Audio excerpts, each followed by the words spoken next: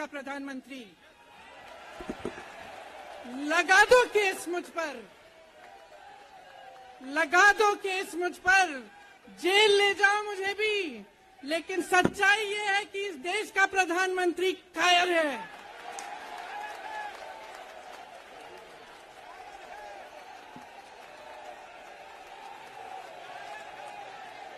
अपनी सत्ता के पीछे छुपा हुआ है, अहंकारी है, और इस देश की बहुत पुरानी परंपरा है, इस देश की बहुत पुरानी परंपरा है, हिंदू धर्म की पुरानी परंपरा है कि अहंकारी राजा को जनता जवाब देती है। यहां पे बैठे हुए मेरे मन में एक पुरानी बात आई, 32 साल पुरानी बात है, मई 1991 की बात है। मेरे पिता की शव यात्रा तीन मूर्ति भवन से निकल रही थी। अपनी मां के साथ और अपने भाई के साथ हम एक गाड़ी में बैठे थे। सामने भारतीय सेना की एक ट्रक थी, फूलों से लदी हुई थी, उसके ऊपर मेरे पिताजी का शव था। थोड़ी देर काफिला चला, 5-10 मिनट चला, फिर राहुल कहने लगे मैं उतरना चाहता हूं। तो मां ने मना किया, उस समय सुरक्षा का भी बहुत वो था, तो मां ने कहा नहीं तुम उतर नहीं सकते।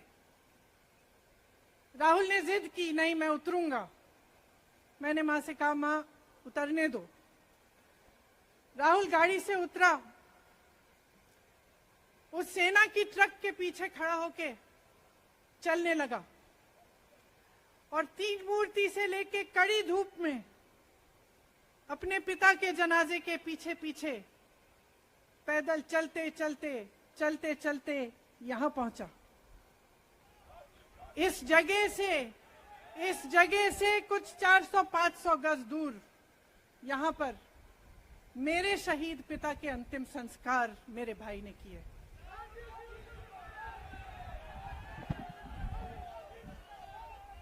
सुनिए, वो चित्र मेरे दिमाग में अभी भी है, मेरे मन में है। मेरे पिता का शव इस तिरंगे झंडे में लपेटा गया था, इस तिरंगे के नीचे मेरे पिता का शव था, और उसके पीछे चलते चलते मेरा भाई यहां आया। उस शहीद पिता का अपमान भरी संसद में किया जाता है। उस शहीद के बेटे को आप देशद्रोही कहते हैं, आप मीर जाफर कहते हैं, उसकी आप मां का अपमान करते हैं। आपके मंत्री मेरी मां का अपमान भरी संसद में करते हैं। आपके एक मुख्यमंत्री कहते हैं कि राहुल गांधी को पता भी नहीं है कि उनका पिता कौन है। आपके प्रधानमंत्री भरी संसद में खड़े होकर कहते हैं कि ये परिवार नेहरू नाम को इस्तेमाल क्यों नहीं करता। पूरे परिवार का अपमान करते हैं।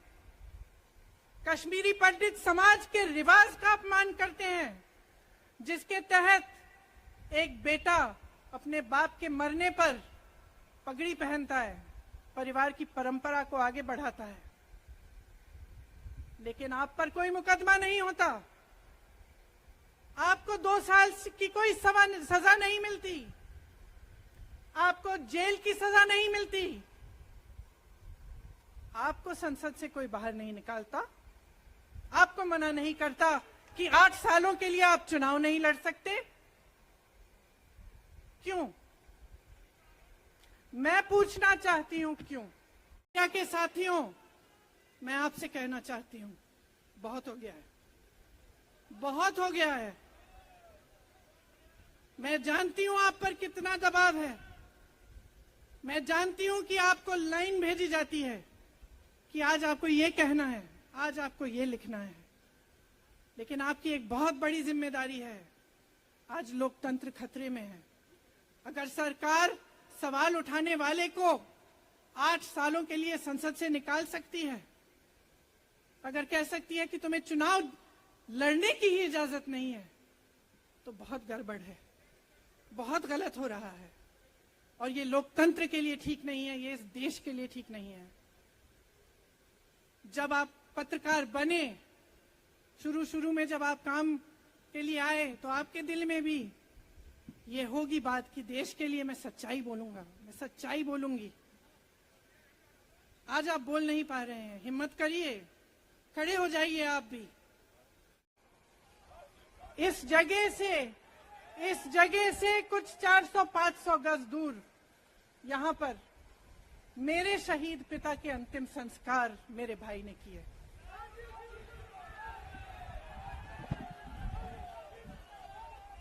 सुनिए, वो चित्र मेरे दिमाग में अभी भी है, मेरे मन में है। मेरे पिता का शव इस तिरंगे झंडे में लपेटा गया था। इस तिरंगे के नीचे मेरे पिता का शव था, और उसके पीछे चलते चलते मेरा भाई यहां आया। उस शहीद पिता का अपमान भरी संसद में किया जाता है। उस शहीद के बेटे को आप देशद्रोही कहते हैं, आप मीर जाफर कहते हैं, उसकी आप मां का अपमान करते हैं। आपके मंत्री मेरी मां का अपमान भरी संसद में करते हैं। आपके एक मुख्यमंत्री कहते हैं कि राहुल गांधी को पता भी नहीं है कि उनका पिता कौन है। आपके प्रधानमंत्री भरी संसद में खड़े होकर कहते हैं कि ये परिवार नेहरू नाम को इस्तेमाल क्यों नहीं करता। पूरे परिवार, जिस आदमी ने राहुल जी के खिलाफ सूरत में कंप्लेंट लगाई, आपको मालूम है कि पिछले साल उसने खुद कचहरी में जाके बोला इस पे आप स्टे लगा दीजिए। 1 साल के लिए अपने ही केस पे स्टे लगवाया। फिर वापस कब गए केस खुलवाने के लिए? राहुल गांधी के संसद में अडानी के भाषण देने के 1 हफ्ते बाद वो आदमी वापस जाता है, कहता है केस खोल लीजिए, हम तैयार हैं। 1 महीने के अंदर हमारी नौकरी जाएगी। जज कह देते हैं कि राहुल गांधी को 2 साल की सजा मिलेगी। आपने देखा इस देश में कितने केस हैं कि जेल में 10 साल के लिए पड़े रहते हैं, उनकी सुनवाई नहीं होती। ये तो सुनवाई भी फट से हो गई, जजमेंट भी फट से हो गई, सजा भी फट से हो गई। और आपने कह दिया अगले दिन कि 8 सालों के लिए ये चुनाव नहीं लड़ सकते, संसद से बाहर कर देंगे इनको। वाह वाह वाह वाह वाह वाह। जनता की समस्याओं को सुन रहा है, तो जनता इसके साथ चली जा रही है। तो घबरा गए कि राहुल गांधी ने संसद में वो सवाल उठाए जिनका उनके पास जवाब नहीं है।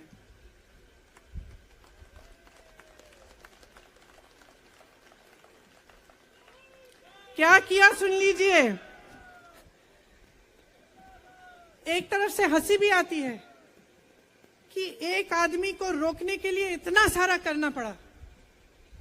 जिस आदमी ने राहुल जी के खिलाफ सूरत में कंप्लेंट लगाई, आपको मालूम है कि पिछले साल उसने खुद कचहरी में जाके बोला इस पे आप स्टे लगा दीजिए। 1 साल के लिए अपने ही केस पे स्टे लगवाया। फिर वापस कब गए केस खुलवाने के लिए? राहुल गांधी के संसद में अडानी के भाषण देने के 1 हफ्ते बाद। 1 हफ्ते बाद वो आदमी वापस जाता है, कहता है केस खोल दी, सुन लीजिए अब हम तैयार हैं। 1 महीने के अंदर जज कह देते हैं कि राहुल गांधी को 2 साल की सजा मिलेगी। आपने देखा इस देश में कितने केस हैं कि जेल में 10 साल के लिए पड़े रहते हैं, उनकी सुनवाई नहीं होती। ये तो सुनवाई भी फट से हो गई, जजमेंट भी फट से हो गई, सजा भी फट से हो गई,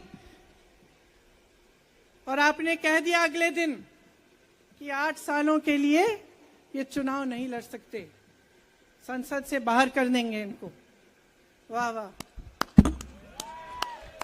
वाह वाह वाह वाह, बहुत धैर्य है आप में। अरे कायर हैं, कायर है इस देश का प्रधानमंत्री। लगा दो केस मुझ पर, लगा दो केस मुझ पर, जेल ले जाओ मुझे भी, लेकिन सच्चाई ये है कि इस देश का प्रधानमंत्री कायर है।